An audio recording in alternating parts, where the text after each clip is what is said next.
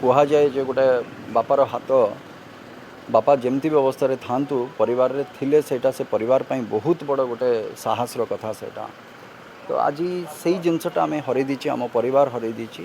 ସେ ଯେମିତି ବି ଥିଲେ ଯେଉଁଠି ବି ଥିଲେ ଗୋଟେ ଆମ ପଛରେ ଗୋଟେ ଆମ ଉପରେ ହାତ ଅଛି କହିକି ଆମ ପାଖରେ ସେ ଭାବନା ଗୋଟେ ଥିଲା।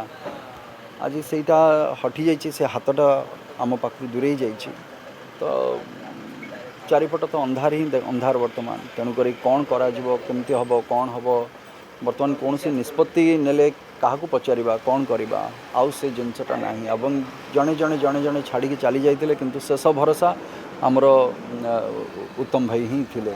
ଆଜି ସେଇଟା ବି ଆମମାନଙ୍କର ସମସ୍ତଙ୍କର ମୁଣ୍ଡ ଉପରୁ ଉଠି ଯାଇଛି। ସେଇଟା ହିଁ ସବୁଠୁ ବଡ଼ କଷ୍ଟ ଆମ ପାଇଁ। ଆକ୍ଚୁଆଲି ଏଇଟା ତ ବହୁତ ବଡ଼ ଦୁଃଖଦ ଘଟଣା ଏବଂ ଅପୂରଣୀୟ କ୍ଷତି। ଏଇଟା ଆମ ସମସ୍ତଙ୍କ ପାଇଁ, ଚଳଚ୍ଚିତ୍ର ଜଗତ ପାଇଁ କୁହନ୍ତୁ, ଓଡ଼ିଶାବାସୀଙ୍କ ପାଇଁ କୁହନ୍ତୁ, ଯେଉଁ ଦର୍ଶକମାନେ ଦେଖିଛନ୍ତି, ଖାଲି ଓଡ଼ିଶାରେ ନୁହେଁ ଓଡ଼ିଶା ବାହାରେ ବି କୁହନ୍ତୁ, ଯେଉଁ ଜାଗାରେ ସେ ସିନେମା କରିଛନ୍ତି ପ୍ରତ୍ୟେକ ଜାଗାରେ ତାଙ୍କର ଛାପ ସେ ଛାଡ଼ିକି ଯାଇଛନ୍ତି। ସେ ଜାଗାରେ ମନେ ତ ରହିବେ ସବୁବେଳେ। ଆଜି ଦେଖିବାକୁ ମିଳୁଥିଲା, ହୁଏତ ଆଜି ଆଉ ଦେଖିବାକୁ ମିଳିବନି, ସ୍ମୃତିରେ ରହିବେ ସବୁବେଳେ। ଶେଷ ପର୍ଯ୍ୟନ୍ତ, ଶେଷ ନିଶ୍ୱାସ ପର୍ଯ୍ୟନ୍ତ ସେ ରହିବେ ସ୍ମୃତିରେ।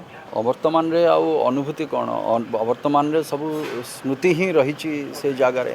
ଖାଲି ସ୍ମୃତି ହିଁ ସ୍ମୃତି ରହିଗଲା। ସେମାନେ ଏତେ ବଡ଼ ବଡ଼ ବ୍ୟକ୍ତିବିଶେଷ, ଆପଣ ତାଙ୍କୁ ଦେଖିଲେ ଆପଣ ଜାଣିପାରିବେ ମୋତେ କ'ଣ କରିବାର ଅଛି, କ'ଣ କରିବାର ନାହିଁ।